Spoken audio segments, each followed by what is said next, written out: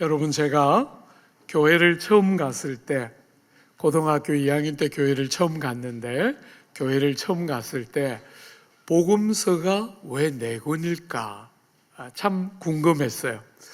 왜 한 권의 책으로 충분하지 않고 예수님에 대한 이야기, 그 복음서의 기록이 4권이 돼야 할까 참 궁금해했는데, 조금씩 주님을 알아가니까 이 크고 놀라운 구원을, 예수의 이 놀라운 사건에 근거한 구원을 한 권의 책으로 서술하는 것은 정말 한계가 많았겠구나, 그런 생각이 들었던 것 같아요.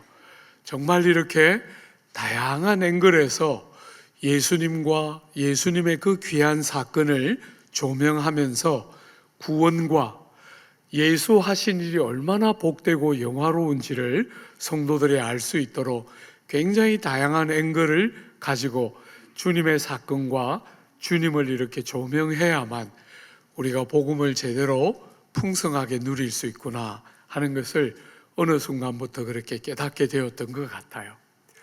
21절부터 26절은 복음을 잘 담고 있는 본문이지만, 우리가 어제 지난주에 앞에 있는 21절, 22절을 다루었던 것처럼 오늘은 23절, 24절 두 절을 보게 될 텐데, 또 다르게 앵글을 또 다르게 대면서 복음이 얼마나 풍성하고 부요한가 하는 이야기를 우리에게 해주는 것이죠. 그죠?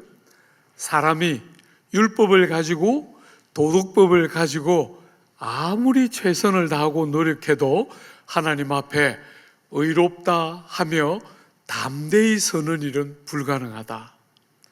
하나님 앞에 설 때 하나님이 나를 받아주실까, 하나님이 나를 외면하지는 않을까 두려워하고 염려할 수밖에 없는 우리 인생들이 자기의 노력으로, 자기의 최선으로 하나님 앞에 아무 두려움 없이 설 수 있는 사람은 아무도 없다. 왜냐하면 모두가 죄인이기 때문에 어떤 사람도 자기의 힘으로 율법의 행위를 가지고 하나님 앞에 의롭다함을 얻을 수 있는 자는 없다.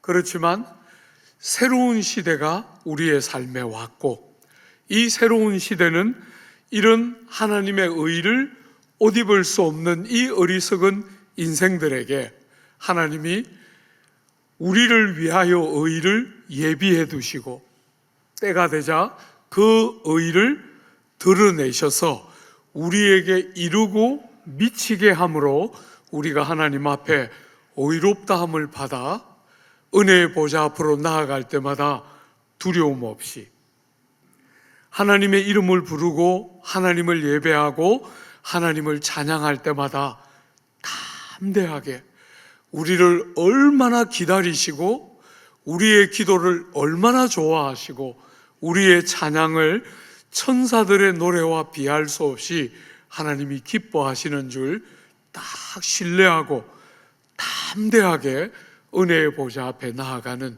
의롭다 하심을 믿는 자들마다 누구든지 차별함이 없이 주셨다.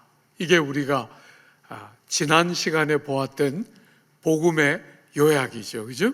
오늘 두 번째, 여러분, 바울은 이 영광스러운 복음을 또 다른 앵글로 조명하면서 복음의 부요를 우리에게 가르쳐요.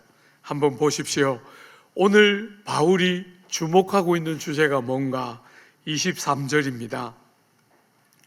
모든 사람이 죄를 범하였음에 하나님의 영광에 이르지 못하더니. 사랑하는 여러분, 우리가 지난 시간에 보았던 것은 우리의 죄로 인하여 하나님 앞에 의롭다함을 받을 수가 없다. 그게 우리가 지난 시간의 주제였다면, 오늘은 우리의 죄를 인하여 하나님의 영광에 이르지 못하고 있다. 하나님의 영광을 알지 못하고 하나님의 영광을 관심도 없어 하고 하나님을 알아가고 하나님을 영화롭게 하는 것이 우리 생의 최고의 가치로 여기지 않고 우리의 존재의 목적이요 우리의 삶의 참된 목표인 하나님을 알고 하나님을 영화롭게 하는 것, 그런 것에 아무 관심도 없이 여러분 하나님의 영광을 버러지의 우상으로 바꾸어내고 하나님의 영광에는 아무 관심도 없이 하나님과 사람이 얼마나 다른지 아무 관심도 없이 그저 내 논리, 내 방식, 내 수준으로 하나님을 생각하는 것, 그게 오늘 이 두 번째 복음이 다루고 싶어하는 두 번째 주제 중에 하나예요. 하나님과 사람이 얼마나 다른가, 그리고 하나님과 사람이 다르기 때문에 하나님이 하나님답게 드러나는 것이 얼마나 하나님께나 우리의 삶에 중요한 주제인가. 그저 그러려니 하고 살아가는 이 세상살이에 하나님이 성경이 가르치는 그 하나님의 모습대로 내 삶에 드러나고 다른 사람들이 하나님을 우리를 통해서 그렇게 하나님을 알아가고 하나님을 그렇게 영화롭게 하는 것은 얼마나 우리 삶의 가치요 생의 목적이라 할 수 있는데, 그런 것엔 아무 관심도 없이 그런 것을 정말 내 삶의 최고의 가치로 전혀 여기지 않고 하나님의 영광에 이르지 못해서 관심도 없고 그 하나님의 영광을 드러나기를 사모하지도 않고 그 하나님을 영화롭게 하는 삶이 얼마나 복된지 알지도 못하고, 여러분 하나님은 사람과 다르지 않아요? 그죠? 그 사람과 다르신 하나님의 하나님다움이 드러나는 것, 그게 하나님을 영화롭게 한다 할 때 핵심이잖아요. 우리가 이렇게 모여서 드리는 예배는 어떤 면에서 하나님을 영화롭게 하는 제일 대표적인 행위라 할 수 있을 거예요. 하나님은 하나님이십니다. 하나님은 찬양을 받으시기에 합당하신 분이십니다. 하나님은 땅을 사는 나의 힘이시요 도움이시요 의지이시고 하나님 한 분만이 나의 도움이십니다. 이런 것들이 다양한 형태로 고백되고 선포되고 드러나는 현장이 예배이지 않아요. 그래서 예배가 너무너무 중요한 거죠.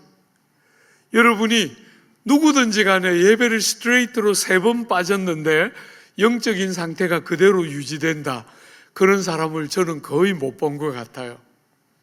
평범해 보이는데도 그냥 와서 많이 졸다 갔어요. 오늘은 우리 목사님이 이렇게 또 은혜롭게 잠을 주시면서 설교를 하시는구나, 많이 졸다 갔는데 희한하게 예배를 안 오는 것과 오는 것은 그렇게 다른 거예요. 사랑하는 여러분, 하나님이 영광을 받으시는 것과 하나님이 하나님으로 인정되는 것은 너무 중요한 일인 것이지요.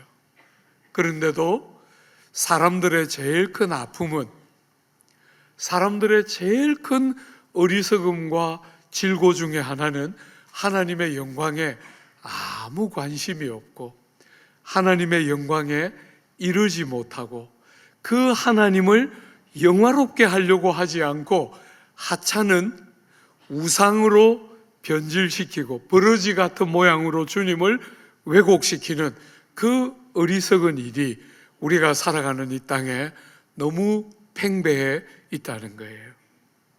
사랑하는 여러분, 하나님의 아름다움을 알고 그 하나님을 영화롭게 하고 그 하나님을 예배하는 것이 우리 생과 우리의 삶 전부에 얼마나 중요한가. 주 안에 사랑하는 여러분, 제가 설교자로서 한 번씩 너무 영광스럽게 느꼈던 예배가 있었지만, 제가 부산에 가서 한번 집회할 때 어머니 한 분이 딸 셋을 데리고 예배 현장에 오셔서 마지막 숨을 거두었어요. 그때 참 목회자로서 최고의 영광, 몸이 불편하셔서 그 세 딸이, 예수를 믿지도 않는 세 딸이 몸이 불편한 엄마를 붙들고 오늘은 엄마 건강이 도저히 안 되니까 오늘은 그냥 집에서 예배 드리자 그랬는데 엄마가 그 세 딸을 다 붙들고 현장에 왔어요. 그리고 예배하는 축도 직전에 딱 숨을 거두었는데 예배당 문턱도 안 밟던 그 세 딸이 얼마나 감격스러워 하는지 참 잊을 수 없는 예배 중에 하나예요. 사랑하는 여러분, 여러분들이 예배를 생명같이 여기면서 하나님을 영화롭게 하고 하나님의 하나님 되심을 인정하고 고백하는 것이 우리 생에 가장 가치 있는 일이고 우리의 삶의 목표가 그와 같은 것이다. 여러분들이 신앙생활을 하면 할수록 그게 선명해지고 세상에 있는 다른 것들이 자꾸 빛을 잃어가면서 그게 선명하게 하나님의 영광은 내 생의 목적이요 가치이다. 그리고 살아야 해요. 많은 사람들이 때가 되면 주님이 우리를 부르시잖아요. 종을 땡땡땡땡 치면서 얘들아 이제 다 집으로 와 하고 주님이 우리를 부르실 때 여러분들이 다 그때 아버지가 우리를 집으로 부르실 때 우리가 그냥 손에 들고 있던 거 가져갈 만한 건 거의 없는 거잖아요. 그죠? 거의 대부분의 것은 그냥 땅에 두고 가는 거예요. 그런데 사랑하는 여러분, 하나님과 하나님의 영광과 하나님의 영광에 이르는 것은 우리가 이 땅을 떠나는 순간까지 사용되는 것은 말할 것도 없고 그 나라에까지 변함없이 영원하도록 우리를 우리 되게 하는 핵심인데 많은 사람들이 땅에 잠시 쓰고 두고 가는 것에 너무 많은 에너지,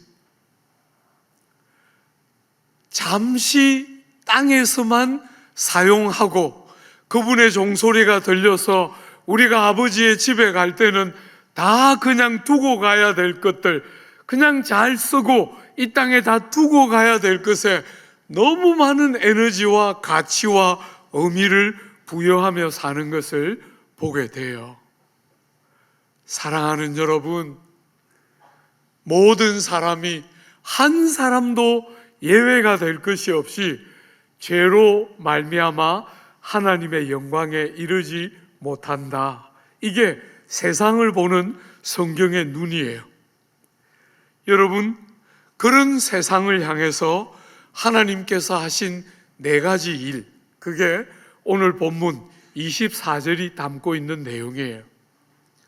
여러분, 기독교의 생명과 같은 기독교의 가장 중요한 부분 중에 하나는 여러분이 예수를 믿는 사람으로서 여러분이 어떻게 살아야 하나, 이것도 너무너무 중요하지만 여러분이 예수를 믿기도 전에 우리 같은 사람들을 위해서 하나님 우리 아버지가 어떤 일을 하셨는가, 이것을 아는 것이 너무너무 중요하고 여러분들에게 이것이 눈에 열리지 않으면 내가 어떻게 하나님을 섬기고 내가 믿는 자로 어떻게 살아야 하는가, 그것이 더 크게 들어오는 게 아니라 하나님이 나를 위하여 어떤 일을 하셨는가 하는 것이 정말 크게 눈에 들어오고 내 마음에 더 많은 부분을 차지하기 시작해야 여러분과 제가 정말 예수 믿는 맛이 뭔지,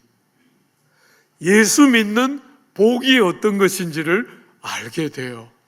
안 그러면 그냥 일반적인 세상 사람들처럼 이 땅에 잠시 쓰고 두고 가야 할 것들에 여러분 인생 전부를 그냥 쏟아붓고 교회는 왔다 갔다 하지만 예수 믿는 맛이 뭔지, 예수를 알아가는 기쁨과 감격이 뭔지 아무것도 모르고 그저 세상 사람들이 종교를 믿는 것처럼 하나님, 어딘가 계신 하나님을 믿고 그저 기본은 하려고 하면서 사는 수준 이상의 신앙생활은 안 되는 거죠.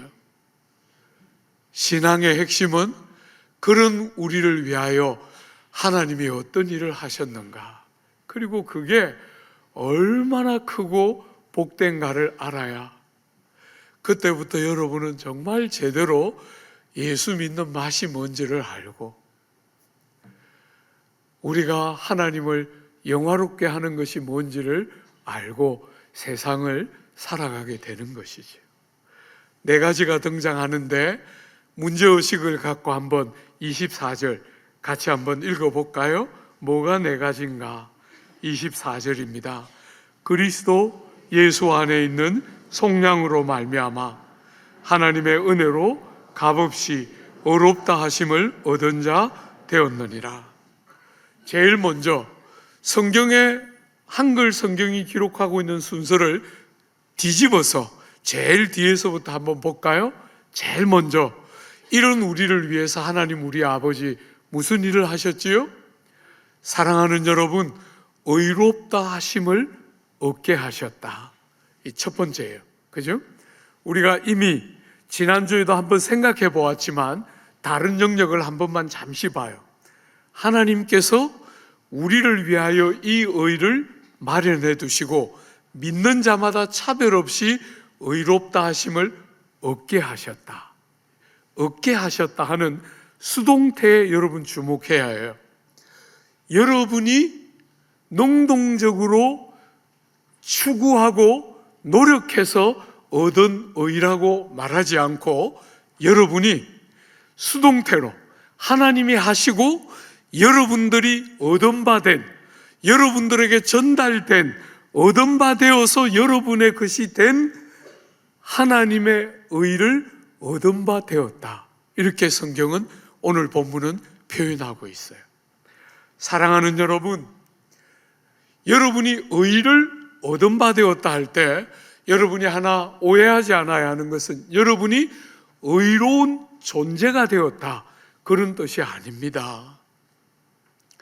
사랑하는 여러분, 여러분이 예수를 믿어 의롭다함을 얻게 되었을 때 그것은 여러분이 이제 인격과 본성과 삶이 완전히 바뀌어서 의로운 자가 되었다, 그런 뜻이 아니에요.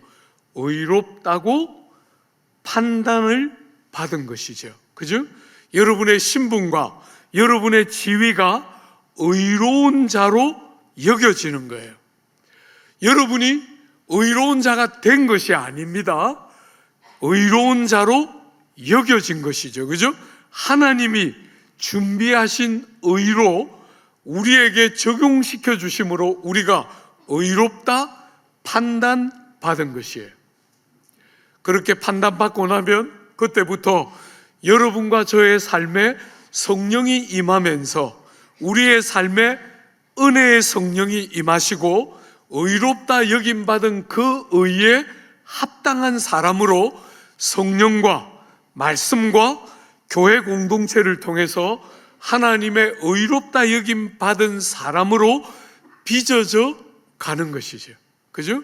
여러분의 평생에 생명이 존재하는 순간까지 평생토록 은혜의 성령의 역사를 따라 진리의 말씀으로 귀한 성도들과 함께 서로의 얼굴을 빛나게 하면서 철이 날카롭게 하는 것처럼 서로를 붙들어주고 서로를 지지해주면서 마침내 의롭다 하신 그 하나님의 의로움에 합당한 사람으로 우리가 빚어져 가고 바꾸어져 가는 거예요. 여러분이 성도가 되어서 의롭다 한 선언을 받고 나서도 여러분 안에 죄의 습관이 있어서 여러분이 의를 선택하고 거룩한 삶을 살기보다 때때로 욕망과 죄를 더 좋아하는 경향이 여러분 안에 있어서 의롭다함을 받았는데도 때때로 여러분을 당황시키는 경험이 우리에게 있는 거지요. 그죠? 사랑하는 여러분, 여러분이 의롭다 하심을 받은 후에도 여전한 불완전함이 여러분 안에 있고, 의를 선택하기보다 죄를 더 좋아하는 여러분의 경향이 여러분 안에 남아 있어요. 1부와 2부의 설교 그렇게 했더니 굉장히 생뚱맞은 얼굴로 사람들이 저를 봤어요. 안 그런 것처럼. 여러분이 말 안 해도 제가 알아요. 저 안에서 충분히 봤기 때문에 어렵다 하심을 판정을 받았지만, 그래서 은혜의 보좌 앞에 담대히 들어가서 예배의 자리, 하나님을 찬양할 때 무수한 죄와 무가치함에도 불구하고 찬양과 기도와 예배에 담대히 들어가는 게 뭔지 분명히 알매도 불구하고 불완전함과 죄됨과 어리석음이 여전히 있음을 보게 돼요. 사랑하는 여러분, 의롭다함을 그렇게 받고 나면 은혜의 성령이 우리 안에 역사하면서 여러분과 저를 의롭다함에 걸맞는 사람으로 바꾸어 가시는 거잖아요. 그죠? 그럴 때 그걸 뭐라 그래요? 우리를 의롭다 하시는 것을 칭의라고 교리적으로 말할 수 있다면, 여러분이 의롭다 하심에 걸맞는 모습으로 바뀌어가는 바로 그것이 성화예요. 그죠? 성화. 여러분이 진리를 바르게 깨닫고 그 진리의 부요와 영화로움을 제대로 누릴 수 있도록 구별해서 설명하는 것이지, 이것은 절대로 나뉘어질 수 있거나 떨어지는 개념이 절대로 아니에요. 의롭다 하심은 받는데 성화는 일어나지 않는다. 절대로 그 일은 기독교가 가르치는 구원이 아니에요. 사랑하는 여러분, 어떤 사람은 삶은 안 따라주지만 나는 의롭다 하심은 받았다. 여러분, 그런 기독교는 없어요. 그런 기독교는 없습니다. 여러분이 의롭다 하심을 받으면 반드시 죄와 피 흘리고 싸우기 시작하고, 때로 넘어지기도 하지만 때로 성령의 도움과 공동체의 귀한 도움을 통해서 피 흘려가며 싸워서 죄를 이기기 시작하는 경험도 하기 시작하게 돼요. 언제나 완성적으로 이긴다 그렇게 말할 수는 없지만, 때때로 죄를 거슬러가는 거룩한 선택들을 하면서 살기 시작하고, 여러분, 마침내 여러분과 저를 의롭다 하심을 얻었다 할 때 그 안에 뭐가 포함되어 있습니까? 영광에 이르는 약속이 포함되어 있어요.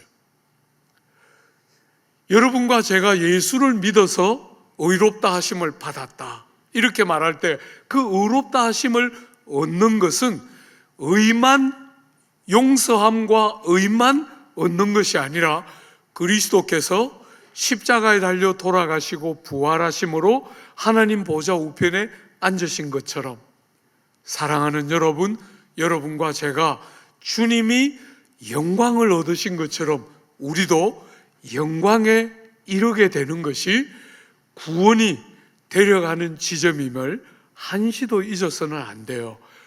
부끄러운 구원은 없습니다. 여러분이 의롭다함을 받는 것이든, 여러분이 죄와 피 흘려가며 싸우는 것이든, 영화롭게 되는 것이든 하나같이 예수 사건에 견고하게 토대를 내리고 있는 것이기 때문에, 예수 사건에 토대를 내려서 어떨 때는 여러분이 상태가 좋을 때는 구원에 들어갔다가 상태가 안 좋을 때는 구원을 빼앗겼다가, 여러분이 상태가 좋을 때는 영광에 들어갔다가 여러분이 상태가 안 좋을 때는 영광에 못 이르게 되는 그런 구원을 성경은 가르치지 않아요. 그런 일이 가능하지 않습니다. 한 번씩 성도들을 보면 지난 한 주간 성경도 좀 읽고 기도도 좀 했어요. 그러면 예배당 올 때 다 이렇게 어깨에 그냥 표가 나요. 조금 기도 좀 했구나.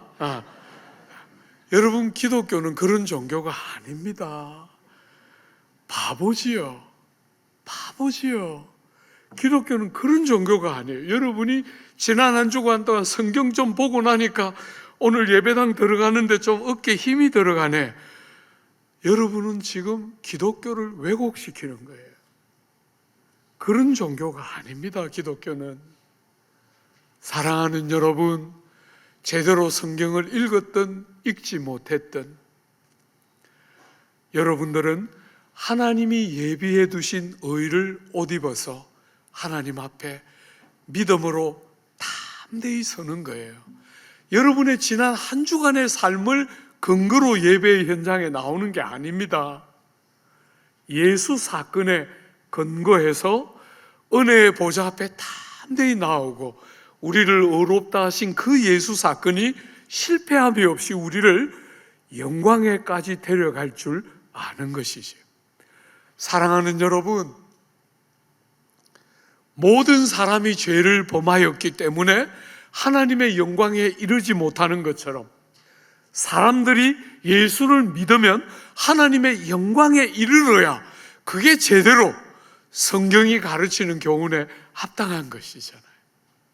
이 땅에서부터 영원에 이르기까지 하나님의 영광에 이르는 복됨이 약속되고 있는 것이 의롭다 하심 안에 포함되어 있는 거예요.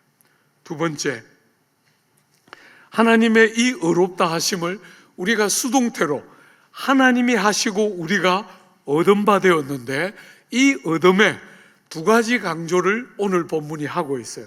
첫 번째, 뭐라고 강조하고 있습니까? 하나님의 은혜로. 두 번째, 값없이 의롭다 하심을 얻었다. 사랑하는 여러분, 값없이 의롭다 하심을 얻었다. 뭘 강조하는 표현이에요? 값을 치름이 없이 의롭다함을 얻었다는 거예요. 여러분과 제가 의롭다 하나님 앞에 여김을 받고 하나님의 백성이 될 때, 여러분들이 하나님의 백성이 되기 위해서 값을 치르는 일이 전혀 일어나지 않고, 여러분이 값을 지불하는 일이 전혀 없이 여러분과 제가 하나님이 준비하신 의로 의롭다 하심을 입었다는 거예요. 값을 치르지 않았다.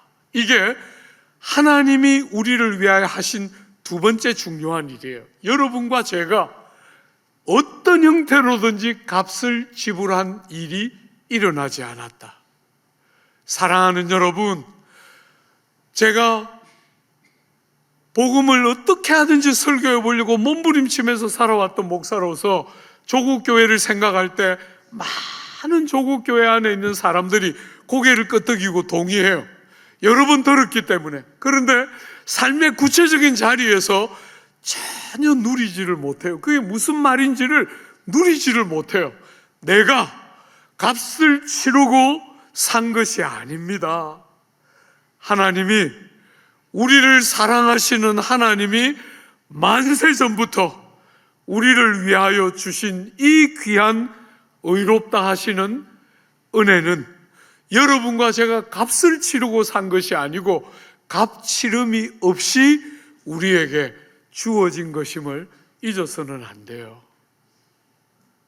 사랑하는 여러분, 구약에도 그렇고 신약에도 그렇고 주님이 이 위대한 구원으로 여러분과 저를 초대할 때 똑같은 표현이 등장해요. 오라, 이사야 55장에 오라, 너희 목마른 자들아 물로 나오라, 돈 없는 자도 오라, 너희는 와서 사 먹되 돈 없이 값 없이 와서 포도주와 젖을 사라.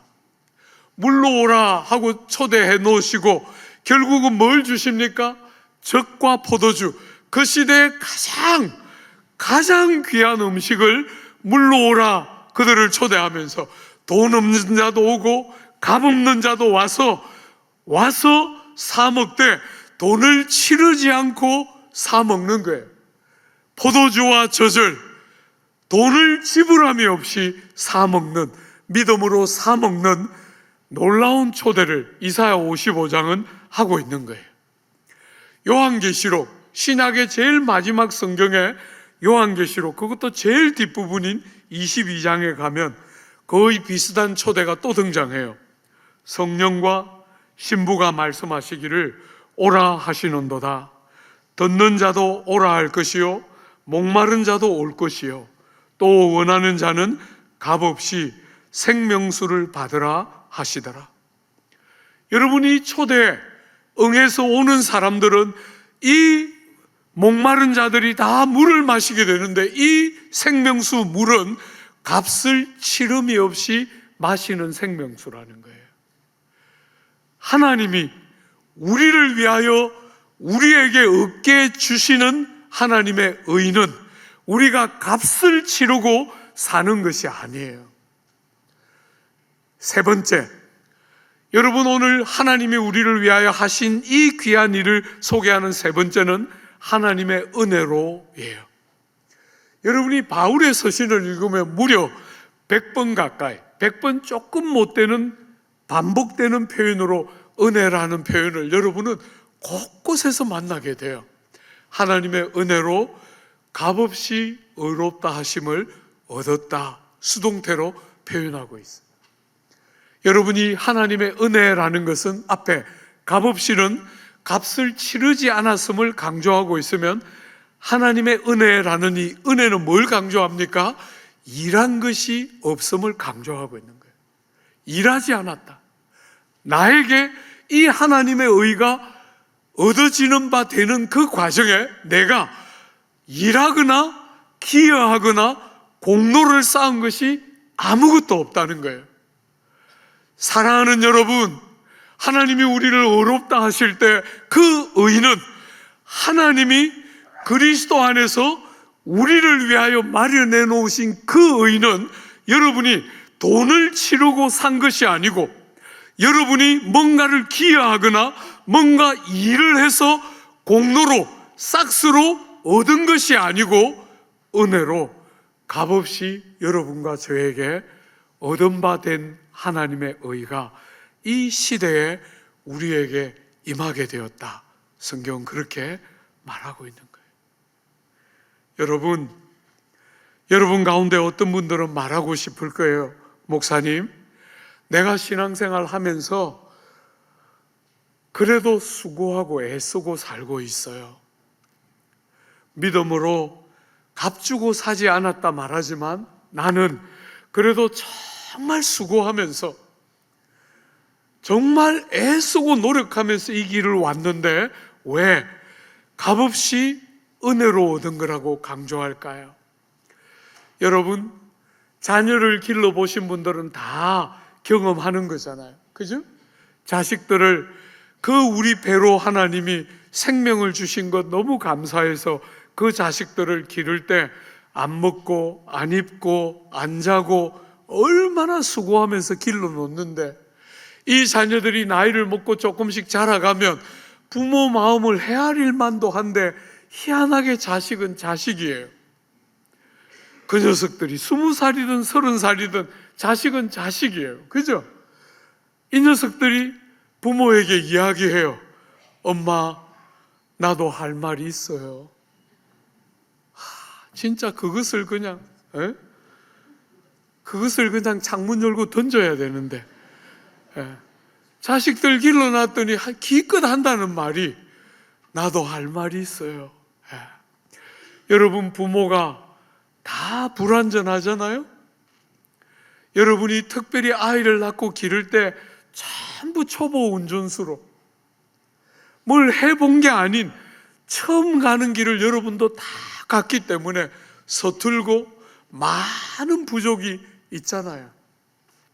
그런데 자녀들이 커서 우리가 못한 거, 우리의 많은 한계들을 이야기할 때 부모로서 제가 늘 여러분들에게 가르쳐 주는 것처럼 창문 열고 던지지도 못하고 좋아, 그러면 부모하고 자식 어절하자 그 말도 못하잖아요. 그죠? 자녀들이 그렇게 아픈 말들을 쏟아내도 그냥 다 받아들이고 미안해하는 이유가 뭐예요? 사랑하기 때문에. 사랑하기 때문에. 할 말이 없는 건 아니지만 사랑하기 때문에 자식들이 그렇게 말할 때 내가 뭐 했다 이런 말 못 하잖아요.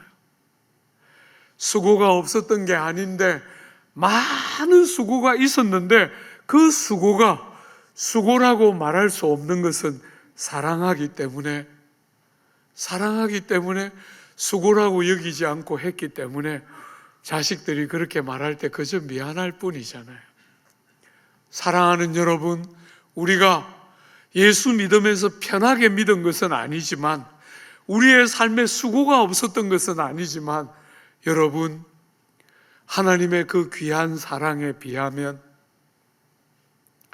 하나님이 우리를 위해서 하신 것을 깨닫고 보고 생각하면 할수록 우리가 수고했다, 우리가 값을 치렀다, 우리가 뭔가 일을 했다, 그렇게 말할 수가 없는 거잖아요. 그죠? 주님의 사랑 때문에 우리도 주를 사랑함으로 그 모든 수고들 수고라고 여기지 않고 사랑이 만드는 기쁨으로 여기며 달려왔기 때문에 공로라고 생각 못하는 거잖아요.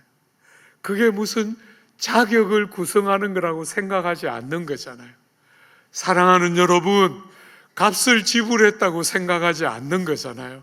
주님이 당신의 생명으로 나를 살려놓았던 그 생명과 그 주님의 행하신 것과 비교해 볼 때 우리가 뭘 했다, 그렇게 말할 수 없는 아픔을 우리는 느끼고 있는 거잖아요. 주 안에 사랑하는 여러분, 아무 공로 없이,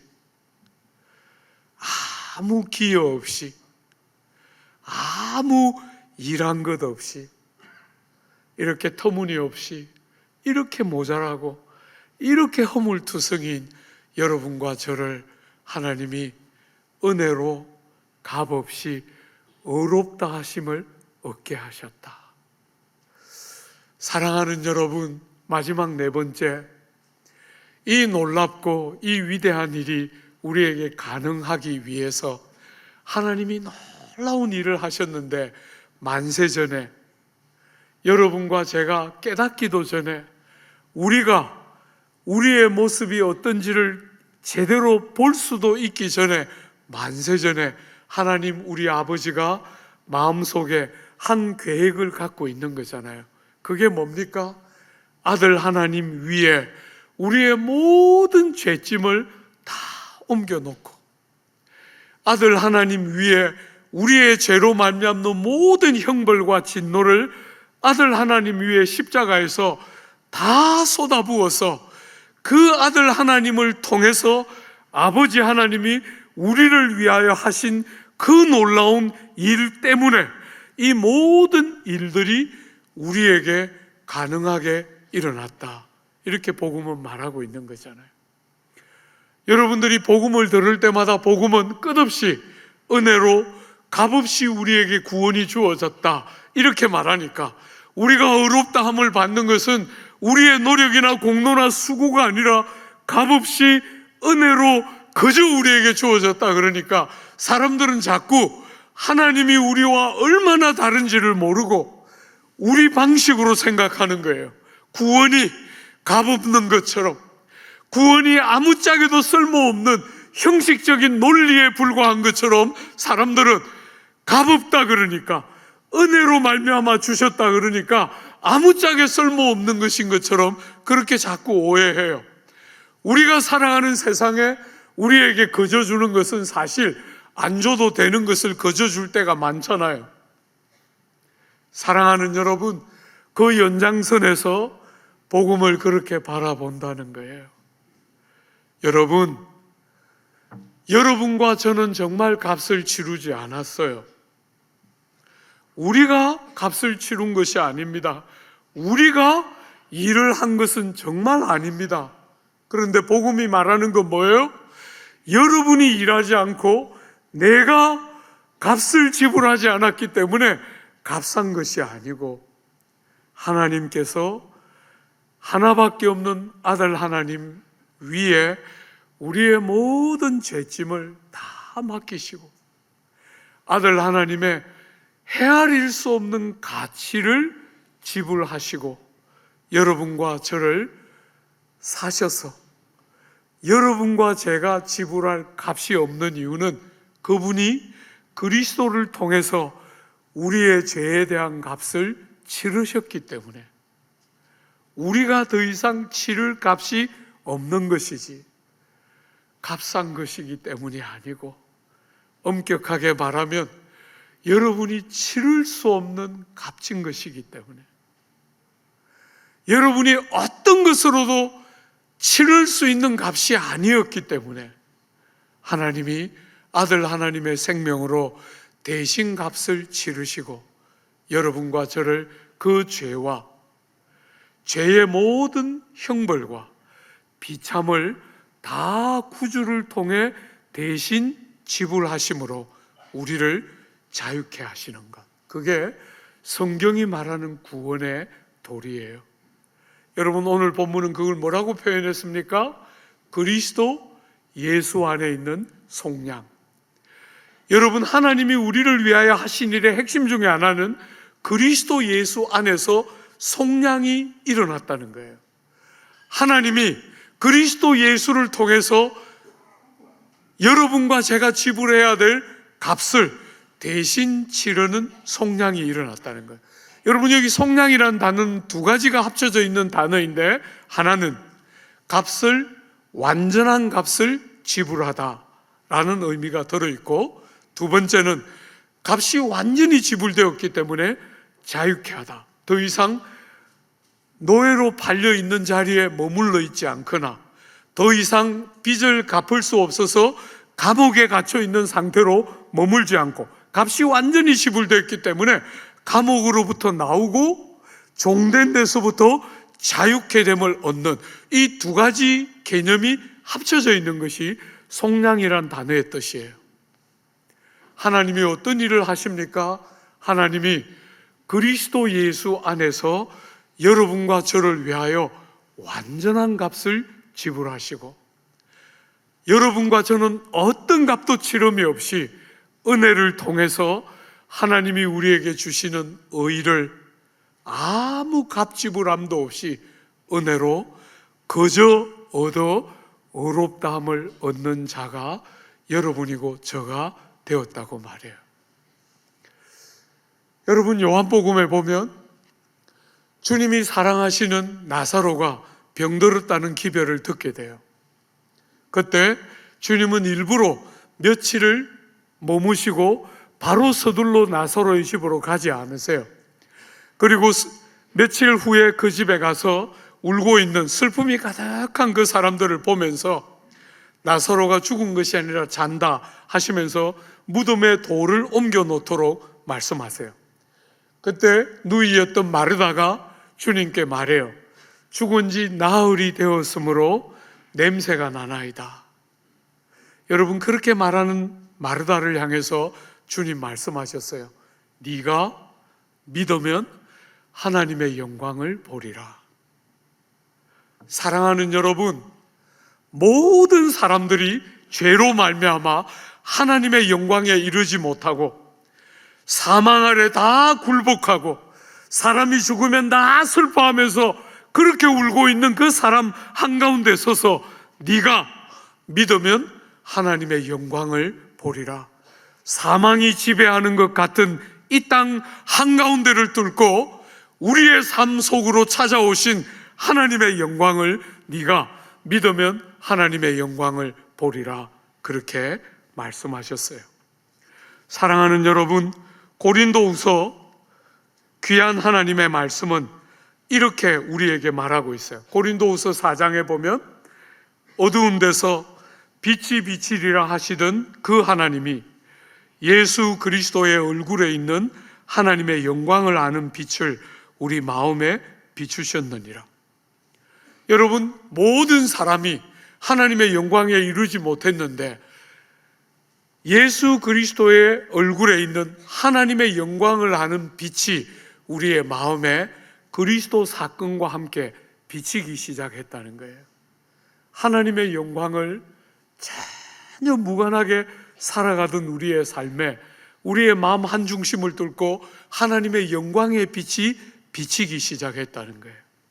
동일한 고린도후서 3장에 이렇게 바울은 기록하고 있어요. 사랑하는 여러분, 고린도후서 3장에 우리가 다 수건을 벗은 얼굴로 거울을 보는 것 같이 주의 영광을 보매 저와 같은 형상으로 변화하여 영광으로 영광에 이르니 곧 주의 영으로 말미암음이라. 사랑하는 여러분, 흙으로 나서 흙으로 돌아가는, 때가 되면 다 썩고 부패되고 죽음과 사망의 권세 아래 굴복하는 것이 여러분과 저의 과거였는데, 우리의 삶에 하나님의 영광과 아무 관계없이 살아가면서 사망 아래, 때가 되면 다 썩고 부패되고 변하는 것 아래 굴복하며 살았는데, 주님 이 땅에 오셔서 당신의 얼굴에 있는 하나님의 영광을 아는 빛을 우리 중심에 비추시자, 사랑하는 여러분, 너무 놀랍게 우리가 하나님의 영광을 보고 그 영광으로부터 시작해서 영광에 이르는 너무나 복되고 새로운 시대가 열렸다는 거예요. 사랑하는 여러분, 주 안에 사랑하는 여러분, 여러분들이 좀 오랫동안 기억하도록 자극적인 표현을 쓰면 형편없는 그리스도인은 없습니다. 복음을 모르는 것이지요. 형편없는 그리스도인은 존재할 수 없습니다. 성경은 구원을 그렇게 말하지 않습니다. 우리를 근근히 죄는 용서받게 하지만 벌거숭이로 구원 얻는 그런 구원을 가르치고 싶어 하지 않습니다.